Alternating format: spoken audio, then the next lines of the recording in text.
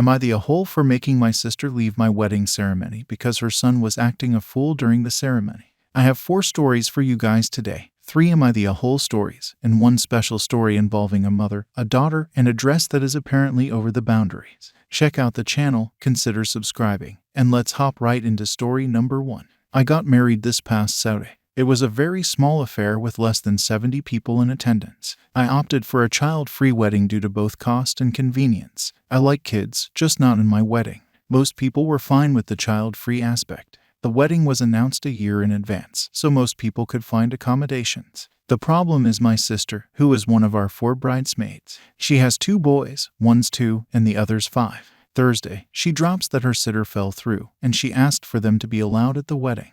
I felt pressured, but she begged for them to come. I told her as long as they behaved and her husband kept an eye on them. She was late getting to the venue because the boys were fussy getting ready, so she's only in a handful of the getting ready pictures. Fine, okay. Then the ceremony itself happened, and my nephew, the younger one, began to act up during the vows. My husband and I wrote our own, and about halfway through mine, he begins to cry and fuss. My brother-in-law grabbed him and very awkwardly made his way out with my older nephew behind, telling his brother to shh. I had to restart my vows twice due to the disruption. I was already so nervous. The venue was outdoor as well, so we could hear my nephew fussing for a while until my brother-in-law got them a good distance away. I did not see this at the time, but according to the best man, my sister was dramatically shooing her husband out. After the ceremony itself, my sister vanished for a while, so we were held up with wedding party photos again. After the pictures, my sister did not even say anything, no apology, nada. After the first dance, she finally came up and was like, "Sorry about nephew, it was nap time." He settled now. It was such a non-apology, and I was upset. I told her I did not like how dismissive she was of my wedding and how I broke my own rule to accommodate her family, and she did not seem to care. She said she was sorry again, but I was blowing things out of proportion and how it wasn't a big deal or a disruption as I was making it out to be. I was just boiling at this point and asked her to please just go. I did not want her there anymore. She and her mom were upset, and she was acting like a victim. She and I still have not talked. I've had a lot of people, mostly friends, say I was in the right, but my family seems to think I'm a bridezilla because the disruption had already happened, and I was just punishing them. I'm not angry at my nephew. I'm angry at myself for bending on my child-free rules and my sister for everything, especially her half-butted apology. Hey, guys, so that was an interesting am I the a-hole to open up with. In my personal opinion, I have to say not the a-hole. In fact, I think it was incredibly disrespectful to even attempt to bring a child after Opus stated so clearly that she wants no children at the wedding. Her sister pressured her, and she felt like she had to give in. All that they had to do was let the husband stay home if they did not have anyone to watch the kid.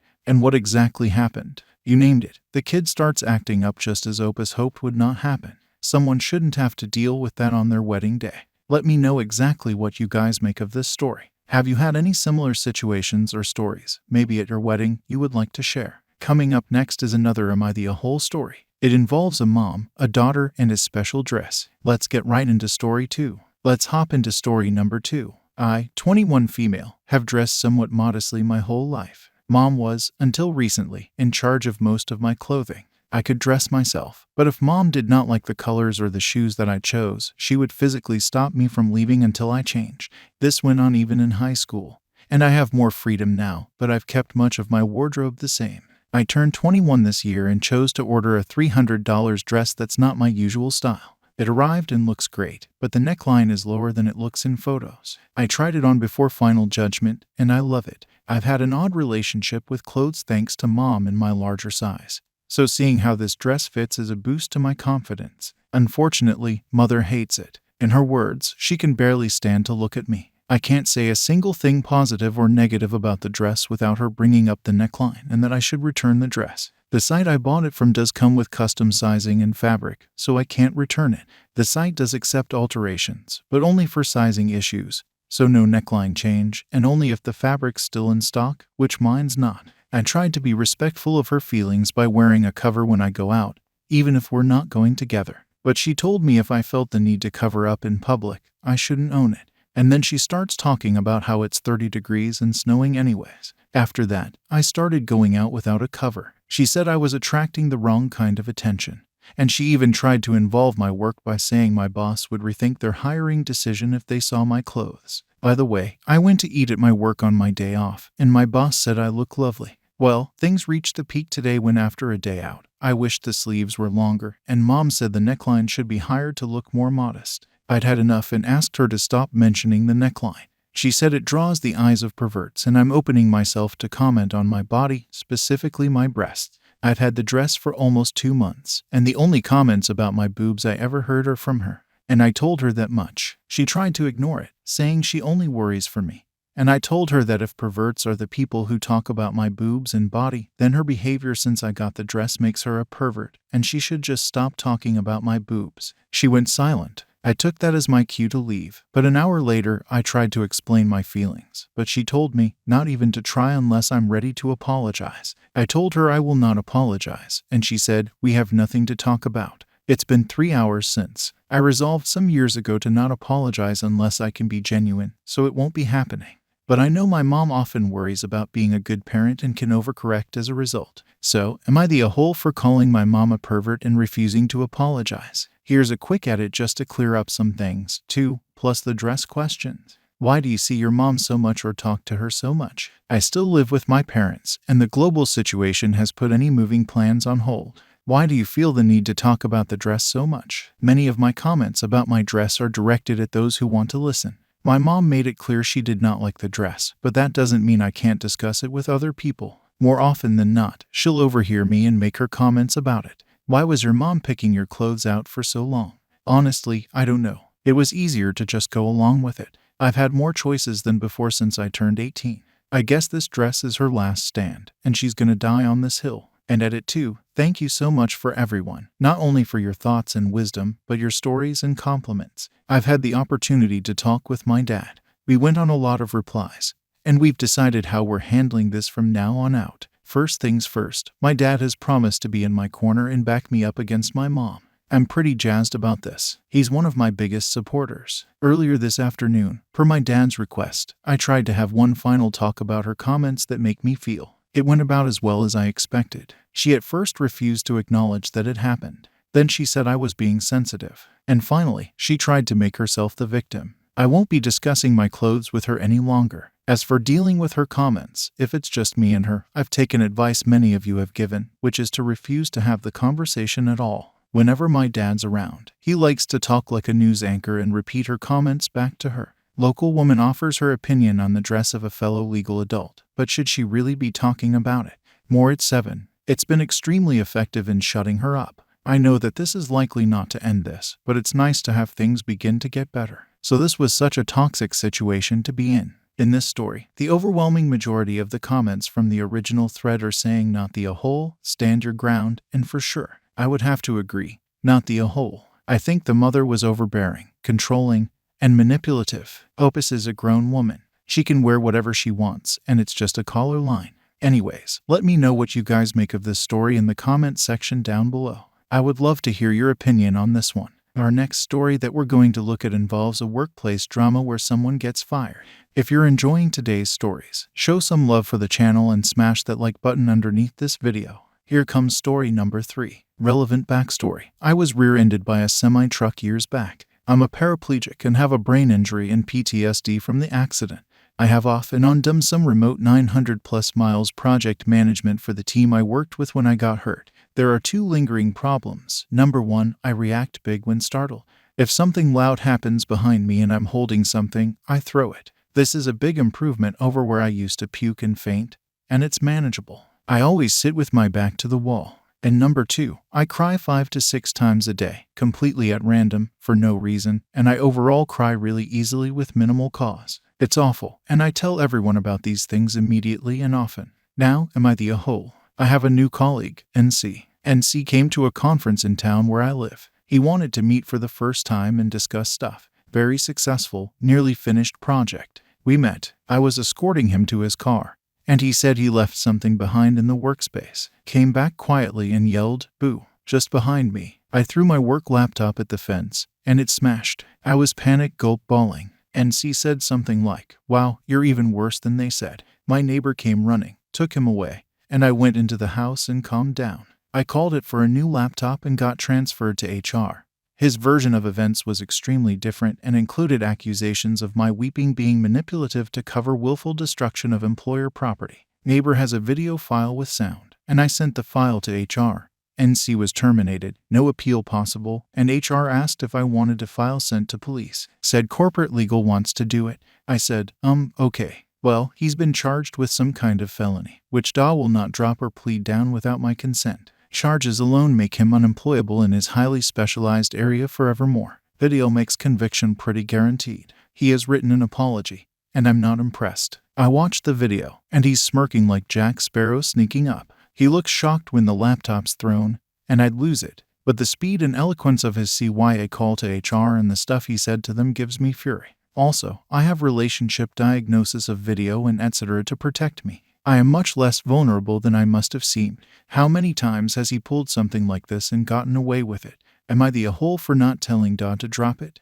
I don't feel like I'm the a-hole. I feel very hurt and mad. So, I'm worried I'm being petty and spiteful. But also, he really will not get to work in his field again.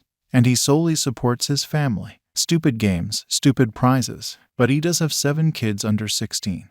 And 2 are profoundly disabled, and his wife has never worked. I have 10 days to get back to HR legal. NDA. Edit and quick update. Thank you all so much for the responses. This has been really helpful in some unexpected ways. I've scheduled a giant call with DA, HR, company legal, and a victim's advocate, and an attorney of my own for next week. And I'm hoping that I can get some questions answered and get this resolved. I just want to start off by saying I think Opus's coworker is incredibly cruel and a horrible person.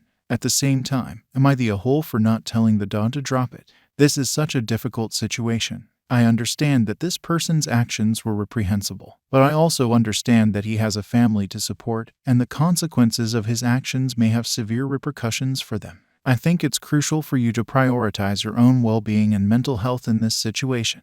Your reaction to being startled is a result of a traumatic event, and you should not feel guilty about it. You didn't ask for this condition, and you've been open about it with your colleagues. However, it's not your responsibility to decide the legal consequences for your coworker's actions. That is up to the justice system and the DA's office. You should not feel obligated to drop the charges just because of his family's situation. His actions had consequences, and he needs to face them. It's a tough situation, and I would recommend discussing it with a therapist or counselor who can provide you with guidance on how to navigate your feelings in the legal process. Ultimately, you should prioritize your own well-being and make the decision that you believe is best for you. You are not the a-hole for pursuing justice, but you should also consider your own emotional needs in this situation. Let me know what you guys think in the comments section down below. I'd love to hear your thoughts and opinions on this story. Finally, we have one more story to cover in today's video, and this one involves a wedding dress. So if you're enjoying today's stories, make sure to hit that like button and let's hop into the last story. I'm 24 and recently got engaged to my longtime boyfriend.